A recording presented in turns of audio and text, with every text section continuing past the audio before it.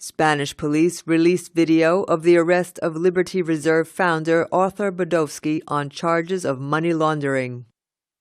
The police operation, codenamed Arthur, is the biggest hit against money laundering carried out jointly by Spanish and U.S. authorities, which has led to arrests in various countries, Spain's national police said in a news release. The news release said that Costa Rican-based Liberty Reserve, a digital currency business, has carried out over 55 million transactions around the world involving over $6 billion related to illegal activities. Brodowski, a naturalized Costa Rican, was arrested at Madrid's Barajas airport along with another person when they stopped in Madrid on their way to Costa Rica. So far, 5 people, 2 in New York, 1 in Costa Rica, and 2 in Spain, have been arrested in connection with the Liberty Reserve investigation, Spanish police said. U.S. authorities began investigating Liberty Reserve a year ago, the new release said.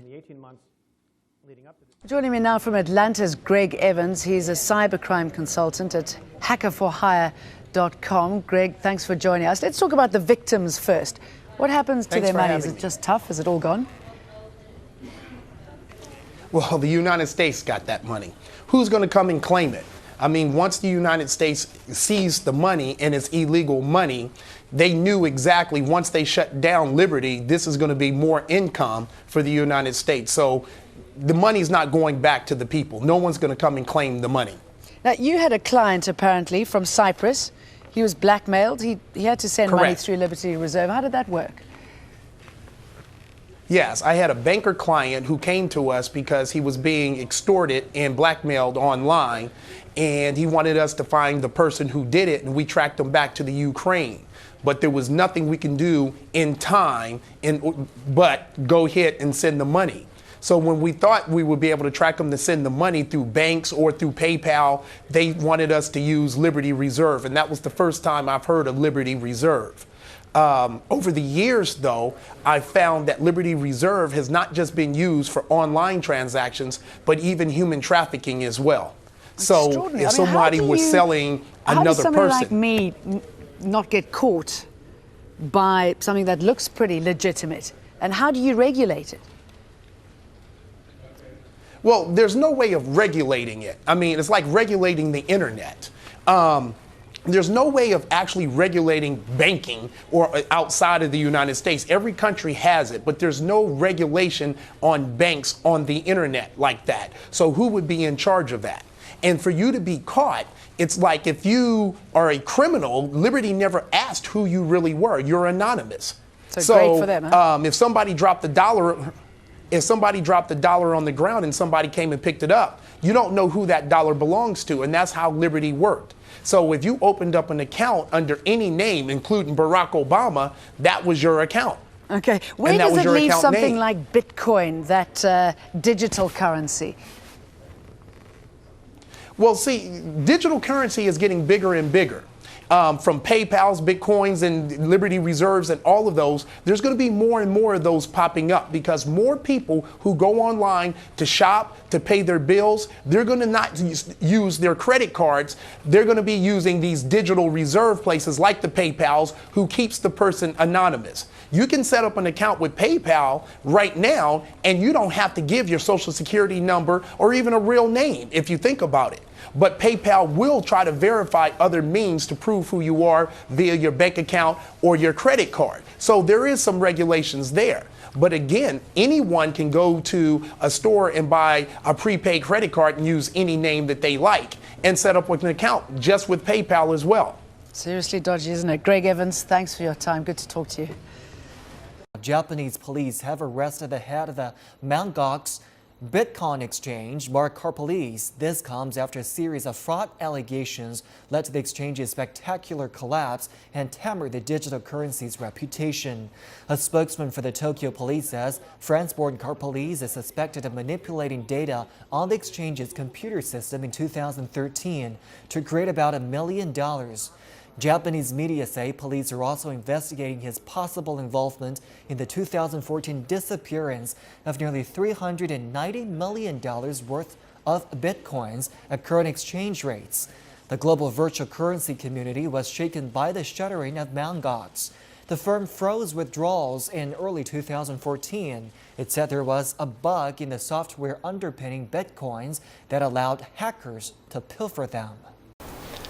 I'm Roger Veer, longtime Bitcoin advocate and investor. Today I'm at the MtGox World Headquarters in Tokyo, Japan. I had a nice chat with MtGox CEO Mark Karpeles about their current situation. He showed me multiple bank statements as well as letters from banks and lawyers. I'm sure that all the current withdrawal problems at MtGox are being caused by the traditional banking system, not because of a lack of liquidity at MtGox. The traditional banking partners that MtGox needs to work with are not able to keep up with the demands of the growing Bitcoin economy. The dozens of people that make up the MtGox team are hard at work establishing additional banking partners that eventually will make dealing with MtGox easier for all their customers around the world. For now, I hope everyone will continue working on Bitcoin projects that will help make the world a better place. Programming? Yeah. At some point I realized that it was possible to make a video game. And then that was awesome. We started trying to do that. So you were third grade. So enthusiast in video games and you decided to create your own video games? yeah, I just thought that was really Third awesome. grade. Yeah. But I didn't actually start programming until sixth grade. Yeah. Fifth. Yeah. How do you know how to program? And did you create video games? Yeah, I made lots of little video games. And then You still do? I don't so much anymore. No. Yeah, I realized it was. Was it before the internet? I mean, Before you're the- not in yeah. your 18s. Yeah. No, I'm old, so it was before the internet, for sure. Yeah. So what else have you been programming? Well, the first major thing after I stopped making little games was this file sharing program called eDonkey 2000. You can talk as loud as you want. The more the better. Okay. eDonkey. eDonkey, yeah, it's similar to like BitTorrent or Kazaa. It was sort of one of these early file sharing things after Napster. And I ran it for probably like 6 years. It was pretty big internationally, not so much in the US where I'm from.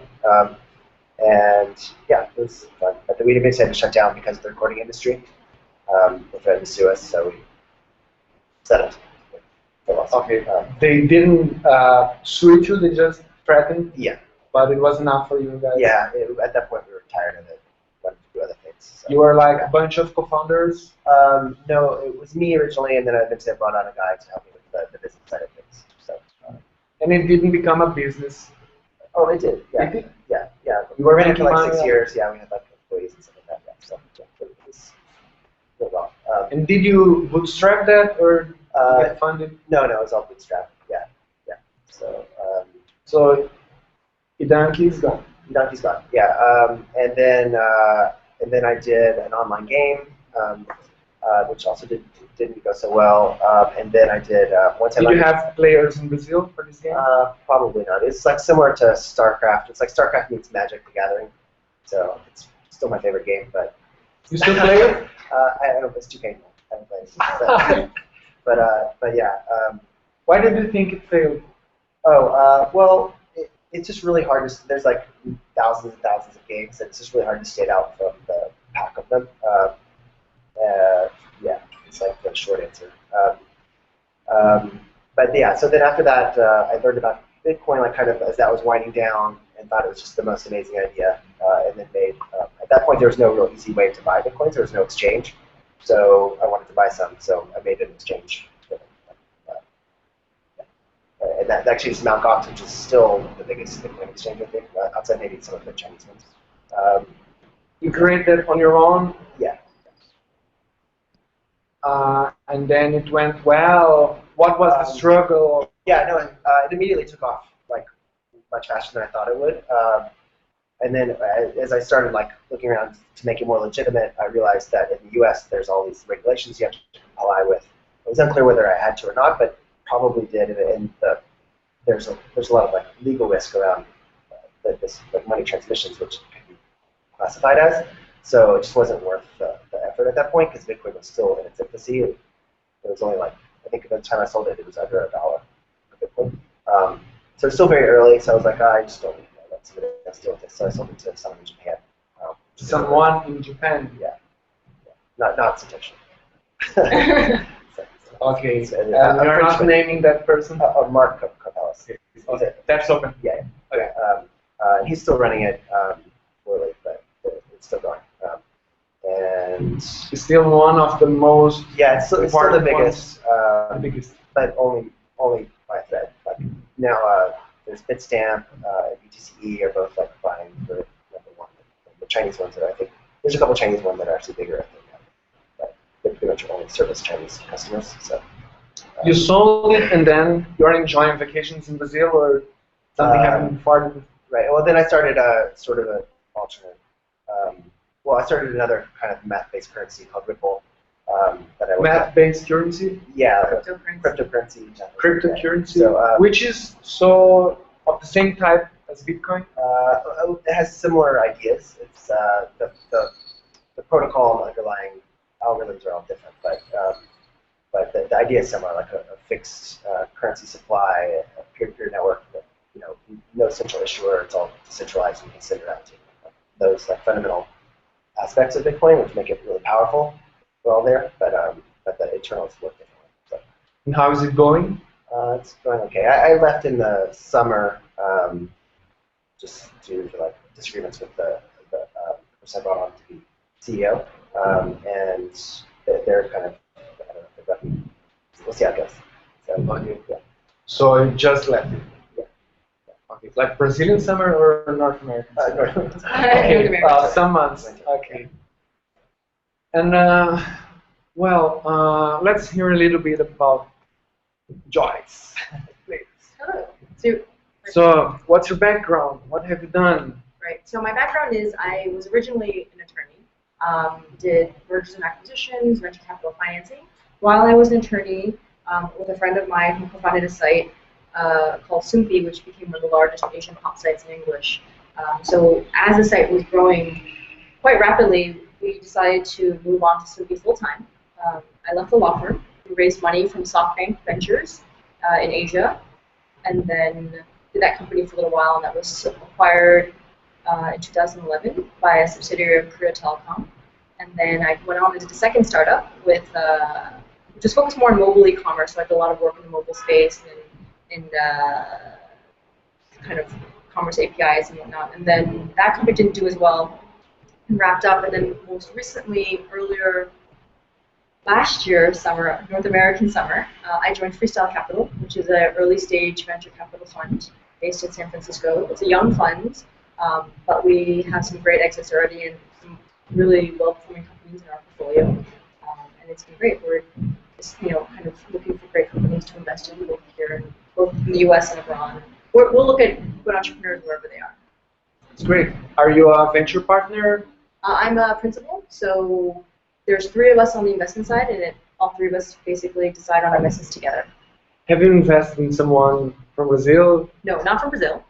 We have our largest exit was actually from Canada, a company called Go Instant. So they are probably our largest acquisition to date. And I just recently led an investment in a European company, which we'll probably be announcing in about 2 weeks. So we prefer Silicon Valley, like a lot of people, for proximity, but we are not opposed to international. You travel a lot then? We travel when necessary. Otherwise, Skype, Google Hangouts works great. We are an investor in 9gag, which is based in Hong Kong. So we do Skype chats with the founder there to stay in touch. Technology keeps people much closer than we realize. So what brings you to Brazil? Both. Well, we're here mostly we came here initially for vacation. I have a very good friend of mine that lives in Florianopolis. He is Brazilian, goes to the university down there, worked at Uber briefly. So we came down here to visit with him, surf, enjoy the beautiful Brazilian summer, eat the Brazilian food that's out here. It's been pretty good. And while we're here, we're meeting up with entrepreneurs because we're all technologists. We all love to meet people working on cool things. So we've been talking to whoever we can in the startup scene. Well, and we chose the subject of Bitcoin because you were very curious about how it is going in Brazil, and we are also very curious about how it is going and how it is not going. So I feel like a lot of developers and entrepreneurs have heard of it, of course, It's not a popular theme yet, but I think that since both of you have some Bitcoins, right? Do you have in your pockets? Not in our pockets. Okay. Maybe in our phones. Okay. Do you feel like showing that? Oh, well, Do you want it? no, maybe not right now, but if there are many apps that you can use to access your Bitcoin wallet. So. Okay, so when did you start getting Bitcoins? You were earlier than me. So. Yeah, I mean, I started when I first found out about it, which is 2010. So you were spraying money around, or did you really believe in that? Yeah.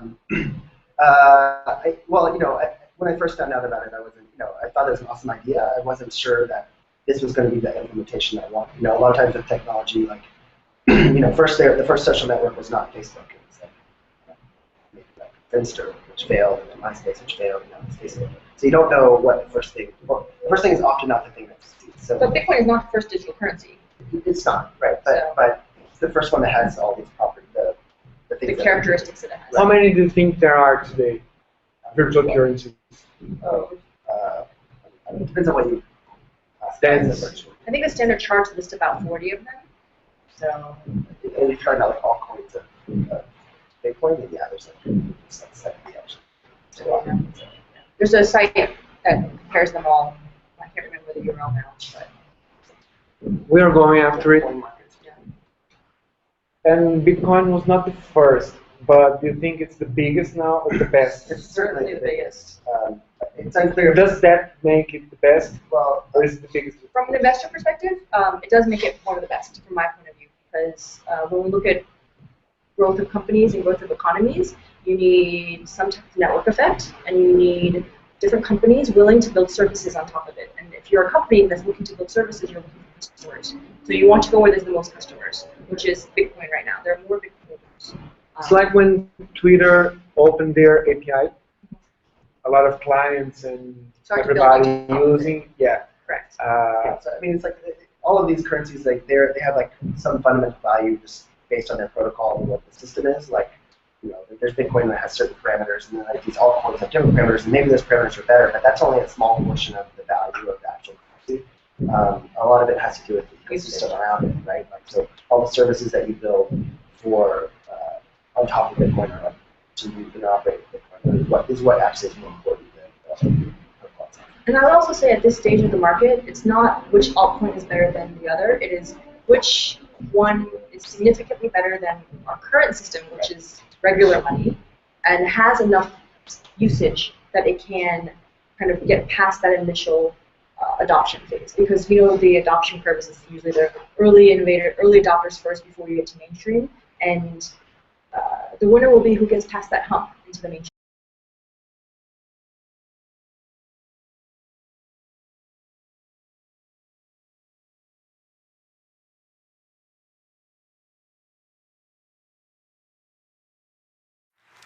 Thank you so much. Great to be back at Finovate. My name is Chris Larson. I'm CEO of OpenCoin. OpenCoin is the company that's building the Ripple network. Again, before OpenCoin, I was CEO of Prosper, a peer-to-peer lending company, and then before that, CEO of eLoan, which was an online lender. So a lot of you may have heard about Bitcoin. It's been in the news quite a bit lately. Ripple is really a second generation of the Bitcoin concept. And as many of you know, Bitcoin and Ripple are really two things. They are a new global currency, what we call a math-based currency. But maybe even as more importantly, they are global free payments networks. And what we've tried to focus in with Ripple is that second part. What we're trying to build is a global payment network that allows anyone, anywhere in the world, to send any currency basically for free, that is irreversible, so that you can make payments much more efficient. So we look at the currency that we've created in Ripple really as more of an enabler of a new global payment system. So let me show you briefly what that looks like. So here I have two wallets. These are open source applications that tie into Ripple, which is a distributed open source, will be open sourced protocol. In this one wallet, you can picture this as the sender, and the second wallet, the receiver of a payment. Could be a merchant, could be a friend. You'll notice in this first wallet that I've got a number of different currencies. Again, Ripple is multi-currency. So let's start off with Ripple. Ripples are the native currency of the Ripple network. They're analogous to Bitcoin in that they are currencies without a central authority. So the amount of those currency can never be changed by any human. It's simply based on a math equation. There can never be any more of them. They therefore can never be debased. And they can be sent to anybody on the Ripple network without counterparty risk. So if I want to go ahead and send Ripples to my friend, the other wallet, I'll go ahead and send 10 Ripples and go ahead and confirm that transaction. Now the distributed system is going through a process of consensus. It just reached consensus, so that payment now has been made. That payment is permanent. It cannot be reversed. So merchants will like that. And again, there's no central authority behind that. Let's say I want to, let me show you in my wallet, I've got some other currencies. I want to send another one. Notice that I've also got Bitcoin in my Ripple wallet. Again, Ripple is multi-currency, and it's interoperable to Bitcoin. So you can use your Ripple wallet, you can use the Ripple network to also send Bitcoins. Let me show you how that works real briefly. So again, I'll send my friend, this time a payment in Bitcoin. I'll choose a small amount because Bitcoins are expensive. And it's going to calculate paths. And as you can see, I've got a number of currencies I can send. I'm going to go ahead and send Bitcoin. My friend will receive Bitcoin. Confirm that transaction. System's going through a process of consensus. Once again, reached consensus.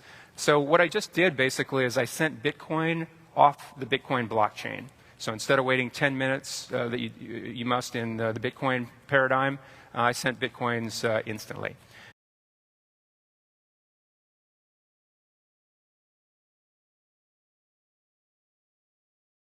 I'm Chris Larson. I'm the CEO and co-founder of Ripple Labs.